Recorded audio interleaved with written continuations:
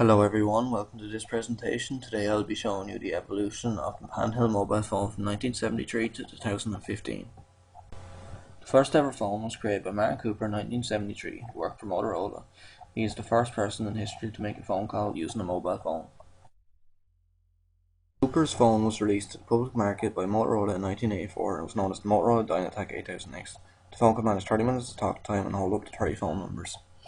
The Motorola Dynatac 8000X was designed with rich businessmen in mind. The only functions this phone had was talking and storing numbers. This next slide features some pictures of the Dynatac 8000X, which really shows the size of it when it was used in hand. One of the pictures is Michael Douglas in the 1980s film Wall Street. The next handheld mobile phone was the Microtac 9800X, which was released in 1989. It was the first known pocket phone. Here are some features and specifications of the Microtac 9800X. In this we see some significant improvements to its predecessor. Here we see some pictures of the Microtac 9800X. We see Rob Williams holding the phone, and we also see what the phone looks like when it's on charge in its own docking station. The next company to take lead in the market was Nokia in the 90s. They released the first ever phone in the 90s that could send SMS text messages. The Nokia 2110 was released in 1995 and was the first phone that could send SMS text messages.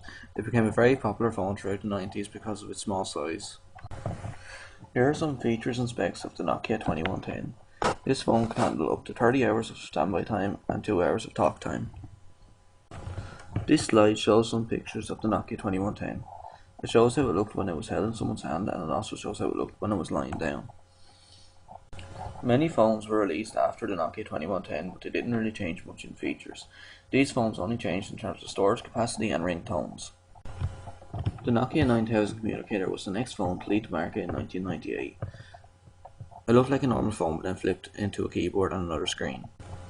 Below are some features and specs of the Nokia 9000 communicator, which had a 33 MHz processor speed, and it also used its own internet browser.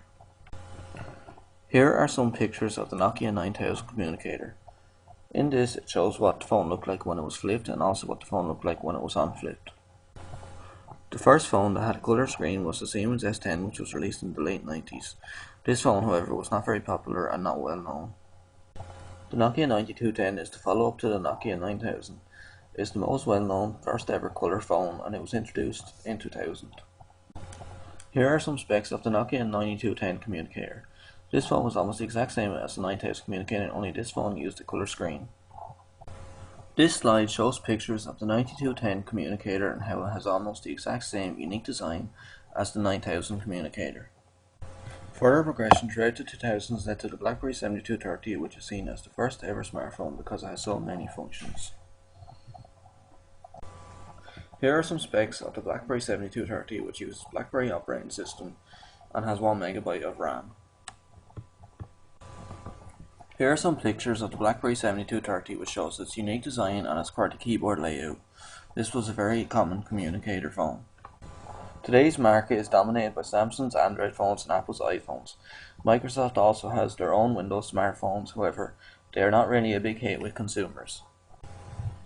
Okay everyone, I've now come to the end of this presentation. Thank you for watching.